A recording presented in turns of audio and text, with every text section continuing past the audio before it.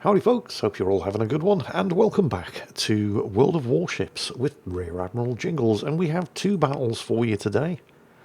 Occasionally I do this because sometimes the battles that you send in are just so short that I can't make a full video out of them, or perhaps you don't play particularly well, but that's not really the point of the battle that you're sending in. It's just that something curious happens during the match, and it's that one thing that you want to share with everyone, but the thing itself only lasts a minute. You know, basically things that are still worth seeing, but I can't make a whole video out of them, so compilation time. I realise I used to do something like this. Why you have to be mad? Although the format fitted World of Tanks more, because they really were very, very short, like 15-20 second clips all strung together. It took a colossal amount of editing to make those videos. World of Warships, yeah, it doesn't really kind of suit that format because things are slower, and even if there is just one thing that happens during the course of the battle that you've sent in, it can still last 1 or 2 minutes. I don't know, maybe I should start a new video series, because I do seem to be doing these sort of double battle compilation type videos a little more often lately. Maybe a new series. What should we call it? Ship Happens? I don't know. Let's see your suggestions in the comments. Anyway, for our first battle, and it's an airship escort battle, this is Tanker 1200 in the German Tier 8 battleship, the Brandenburg. Unfortunately, this is a Tier 10 airship escort battle. Now, the good news for a Tier 8 battleship and a Tier 10 battle is that this particular Tier 8 German battleship is essentially the Bismarck, and the Bismarck is as tough as old boots. But it's unlike the Bismarck in that it is not armed with 15-inch guns. It's only armed with 12-inch guns, which is bad news when you've got Tier 10s to shoot at. I mean, it does have more of them, but they are by no means as powerful as the guns on the actual Bismarck. And so Tanker is going to be playing this battle very, very cautiously. In fact, if I'm being brutally honest, almost certainly way too cautiously, because most of the heavy lifting on this battle is going to be undertaken by other members of his team, most notably the friendly Harugumo. But we'll come to that later. For now, I need to explain, just so you understand what's going on here, exactly what it is that happens in an airship escort battle. Aside from the fact that you're escorting an airship, and we'll go over that in a little bit more detail in just a moment, the kills that you score in an airship escort battle are almost irrelevant. Unless you can sink every single ship on the enemy team, it really doesn't matter that much. What's important in an airship escort battle is which ships you kill, when you kill them, and where they are when you kill them. And for that I'm going to have to explain exactly how escorting this airship works. So if you look at the top of the screen, you'll see two bars, and these indicate the progress and the current speed of the airships that are being escorted by both teams. Now, if you have a look at the minimap, you'll see the two airships have a sort of influence circle around them. You can speed up your own airship by having ships inside that influence circle, but you can also slow down the enemy airship by having your ships inside its influence circle. And that's very, very important, because whichever airship makes it to the exit zone first wins the battle, regardless of how many ships have been sunk. So just a couple of minutes later, you can see that things are already starting to go very, very badly for Tanker's team, and not just because they've lost 2 ships. The enemy airship is currently pulling ahead at 30 knots because of the number of enemy ships that are inside the enemy airship's influence circle, and Tanker's airship is only doing 6. And what this means is that if nothing drastic happens to change that over the course of the next slightly more than 4 minutes, the enemy team are going to win, because their airship will reach the escort exit point. And this is due not just to the number of enemy ships that are accelerating their own airship, but the sheer number of enemy ships that are also slowing down the friendly airship, which means that Tanker's team are going to need 24 minutes in order to get their airship to the escort point, and that's a bit of a problem because the battle only lasts 20 and there are only 13 minutes left. Somebody is going to have to put their man pants on. It is not going to be Tanker. It's going to be the friendly Zhao, Harugumo and Montana, who between them as Tanker is lining up for what's hopefully going to be a killing shot on this enemy battleship. But between those three friendlies, shots out, should be a kill. It is. Again, doesn't really matter because the Aggressive Kurfürst wasn't really anywhere important. But the Zhao, the Harugumo and the Montana are, because between them they've not only managed to drive off any enemy ships who were slowing down the friendly airship, but the Zhao's also managed to get in there and speed up the friendly airship, although it's going to cost him. But it almost doesn't matter if you live or die in one of these battles. It's perfectly acceptable to throw your ship away if it achieves the purpose of getting that airship moving or slowing down the enemy one. They've got some catching up to do though. If you look either at the minimap or at the top of the screen at the progress bars, you can see that the enemy airship is still a fair old distance ahead. A couple of minutes later, the Zhao, who did take a ferocious beating ensuring that the friendly airship got up to speed, and is still doing so, but is still getting shot at by the enemy team, he's managed to get the friendly airship up to 30 knots. And the Harugumo, meanwhile, unfortunately the Zhao, I mean, he couldn't do it forever, constantly getting shot at by the enemy team. He has now died. So the speed of the friendly airship has dropped from 30 to 12 knots. But the Harugumo is sitting inside the influence circle of the enemy airship. And he's now slowed it down to 6 knots. But with the enemy airship still slightly ahead, but now slowed down to 6 knots, and with the friendly airship slightly behind, but doing twice the speed of the enemy airship, their paths are about to not quite intersect, but get close enough that the two influence circles are going to start overlapping. In fact, that has just happened, and the Harugumo is now sitting inside the influence circle of both of them. So he's not only slowing the enemy airship, he's also speeding up the friendly one. This is the moment in an airship escort battle when your destroyers become critically important. If they can stay alive until this point, they are 100% the best ships that you can have for not just slowing down the enemy airship, but also speeding up your own because of their low surface detection radius. This, of course, means that our hero in the Harugumo is currently living in extremely interesting times because he's now public enemy number 1 for the entire enemy team. And they are outnumbered, and they probably have a pretty good idea of where he is. And there's still a Tromp on the enemy team, and he's closing in. Our hero in the Harugumo, however, does manage to keep this up for a good few minutes before eventually succumbing to his inevitable demise at the hands of the Tromp, who has an airstrike on the way, yep, and he has just killed him. I mean, fairly inevitable because, well, it's kind of obvious where the Harugumo was. If the enemy airship is cruising ahead at 30 knots and your airship is slowed down to 6, you can take an educated guess as to where the enemy destroyer responsible for that is going to be. The Tromp takes out the Harugumo with an airstrike. But the friendly airship is now within spitting distance of the exit point. And while the enemy airship is slowly starting to catch up, in slightly more than a minute, Tanker's team are going to win, unless anything drastic changes. Like, for example, every ship on the team being sunk before the airship can get there. So, naturally, with 33 seconds before the friendly airship makes it out, the Catalunya chooses violence, although in his defence he was attempting to, and actually at the time of his death succeeding in speeding up the friendly airship, while also preventing the enemy team from slowing it down or speeding up their own. Unfortunately, it was a case of too little too late, because now the enemy airship is doing 30 knots while the friendly airship is only doing 6. And now the enemy airship is going to get there first. Despite how close the friendly airship is, the enemy airship is now going to get there first unless something drastic happens, and there's only 2 of them left alive. And it's here where the enemy team kind of take their foot off the accelerator. Tanker's probably going to get a kill here on the Cleveland. I mean, it doesn't matter because the Cleveland is 100% irrelevant here. And there's the kill. I mean, it kind of does matter because it means the Cleveland isn't shooting at him now, but the Zhao has just gone down. So Tanker is now the last ship left alive on the team. And at the point where he became the last ship left alive on the team, there were 5 enemies remaining.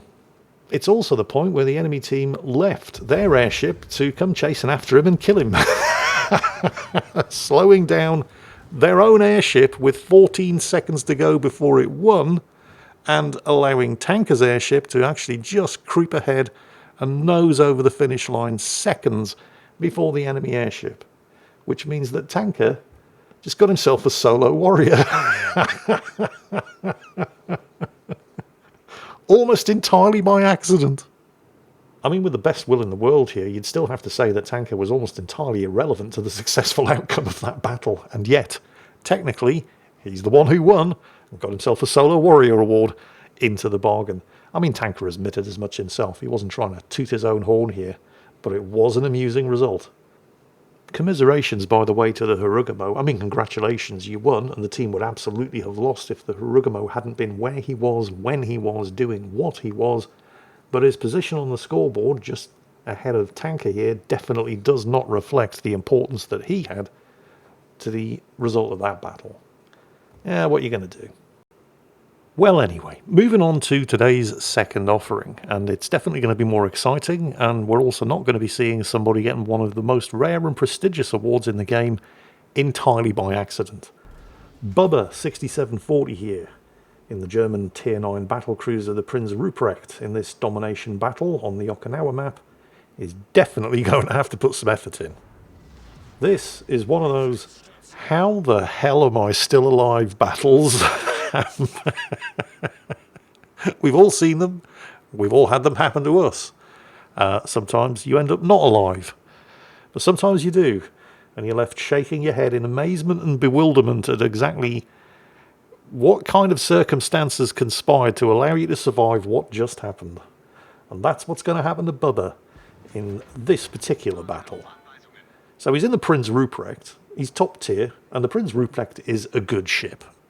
Just going to have to take my word for it. I don't really have time. This is the reason why you're not watching this entire battle. I mean, you will watch this entire battle. It just doesn't last very long, which is why you're seeing it in the compilation.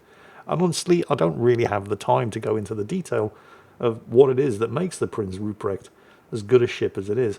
So I suppose the short version is, it's very good at dishing out the damage. It's just not very good at taking it. It's a battle cruiser rather than a battle ship.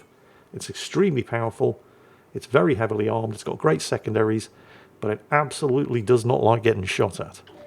I mean, it sits in the battleship line, but there are cruisers that have better armour than this ship. And no, not all of them are Russian. Although, yeah, most of them are. Anyway, Domination battle, Okinawa map. The first enemy contacts have been spotted, but they're all the way over at the other end of the map, and they're going to be almost completely irrelevant to what you're about to witness happening to Bubba here, because what's going to happen to Bubba is going to happen at much, much closer ranges than that. Oh, and it looks like our guest stars for this episode have just been spotted. There's the Izumo, there's the Iowa. Somebody's flipping the cap circle at Alpha, which probably means there's a destroyer there. Who else is about to pop up? So far, just the Izumo and the Iowa. There's the Jutland. Yes. Okay, the Jutland is making Billy big steps in the opposite direction because he has just been spotted. But that does mean, whether he knows it or not, he is heading more or less exactly straight for Bubba here in the Prinz Ruprecht. Now, where's our fourth guest star for this episode? Come on, don't be shy. I know you're out there somewhere. Note there's a cyclone closing in. Oh, there he is, the Sejong. Yes, note that there's a cyclone closing in, which is going to drop visibility down to 8 kilometers, but none of that's going to matter. This is basically going to be over and dealt with long before that happens. Friendly Jutland really doesn't appear to be able to take the hint there. Well, he got his torpedoes away. I'm not sure it's going to be worth it, but again, none of that is going to be entirely relevant either. Bubba getting a couple of shots away against the Iowa. I mean, he's spotted. They all know he's here. Actually, he's no longer spotted thanks to the enemy Jutland smokescreen. Okay, here it comes. You ready? Strap yourselves in. Here comes the Sejong. So the Prinz Ruprecht gets its torpedoes away. Point blank range salvo against an enemy light cruiser. And they're all over penetrations. Because of course they are. Here's the problem though, the Sejong has deep water torpedoes that do a lot of damage to everything other than destroyers. So he successfully manages to dodge almost all of the first two sets of torpedoes. His own torpedoes have missed, but the Sejong has turned around And it's got another 2 set of deep water torpedo launchers on the other side. Can we get a citadel? No, we can't. Again, nothing but over penetrations. And this time, he's really lucky that he only takes another 1 torpedo, because the one that would have smashed his bows open hit the rocks ahead of him. But he's not out of the woods yet, because here comes the Jutland. And all of his guns are pointing the wrong way. But that's alright, the Prinz Ruprecht has very, very strong secondaries, which he is focusing on the Jutland, but none of which are firing. Because believe it or not, that tiny spit of land is enough to confuse the secondaries into thinking, no, we don't have line of sight, even though the main gun batteries do, but of course they all just over-penetrate because it's a destroyer. Here comes the Jutland. Bubba has everything on cooldown. There is nothing stopping this Jutland from closing in, torpedoing, and sinking him. Oh well. Bubba, time for you to bend over, put your head between your knees, think of the fatherland, and kiss your ass goodbye. Where are the torpedoes? Was there some I didn't see his torpedo launchers get knocked out. Did that Jutland just seriously commit to a short-range gunfight with... Oh my god, he's broadside onto an Iowa at point-blank range. Oh, this is it, Bubba. Now you're definitely doomed. Hang on a minute. Why are the Iowa's guns pointing over there?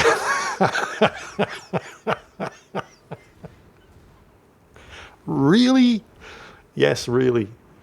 Go on, Bubba. Finish. No, raise the sights a little. Oh, okay. Never mind. I don't understand how Bubba could miss from that range. I mean, it's a Prinz Ruprecht. It's not a Gneisenau, but, well, it is what it is.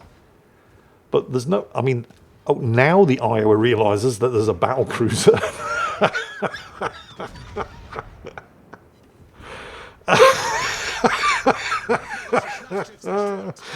But we're not done yet. Because remember our first guest star of this episode? The Izumo. There's this spotter plane just detected Bubba. And there he is.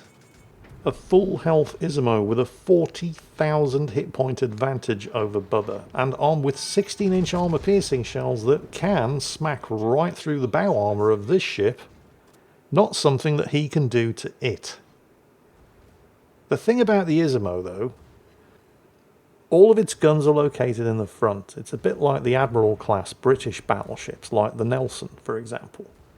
So, if you're fighting somebody in an Izumo, you really kind of need to keep them in front of you. Consider it best practice, because if they get behind you, you can't shoot them.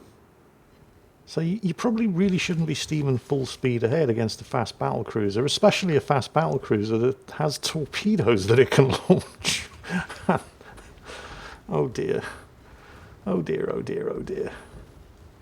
I mean, it's not just me, is it? This isn't a difficult concept to grasp. If all of your guns are in front, that's where you need to keep the enemy. I mean, sure, his secondaries can fire. Oh, Bubba, no, no, aim to the... Oh, dear. Yeah, Bubba making this harder than it needs to be here. Should have aimed square at the arse of the Izumo and punched right through the 32mm stern plating. Oh, the Izumo's starting to swing its guns around. He's turning away to angle. Where did that Izumo's 40,000 hit point advantage go? It's not going to survive this broadside. And there it goes. Right, the enemy team are down to 55 points. It's going to get worse. It's going to get a lot worse. Although Bubba's contribution to this battle is basically more or less done here. And I have no idea how he's still alive. He should have died at least 3 times there. But take a look at the points. The enemy team are stalled on 61 points. So okay, it did get a little bit better. But now... the last cap circle that they had is being flipped. So they need to... I mean, they're never going to win. There's only 3 of them left, and they've only managed to sink 3 ships between the 12 of them. But pay attention to the point score, because you're going to see something that I've never seen happen in a game of World of Warships. I'll give you a little clue for those of you who haven't figured out what it is yet. 3 enemy ships left. 1 cruiser, 1 destroyer, 1 battleship. The enemy team still have the Tier 9 British battleship, HMS Lion. Somebody remind me, how many points do you lose if your team's battleship gets... Oh, there we go, 60. The enemy team are on One single solitary point. Wow. Oh no, they're back up to 36. The friendly buffalo chose violence when he should have been hiding. But I mean, honestly, at this point, it doesn't really matter. There's only 2 enemy ships left. There's only 1 enemy ship left. That's it.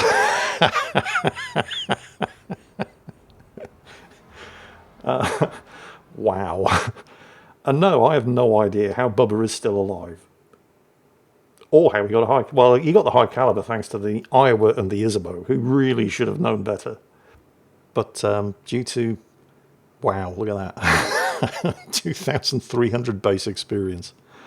We'd like to thank the enemy... Well, the Sejong didn't really do anything wrong. The Jutland closed in for a perfect torpedo kill and then didn't use his torpedoes.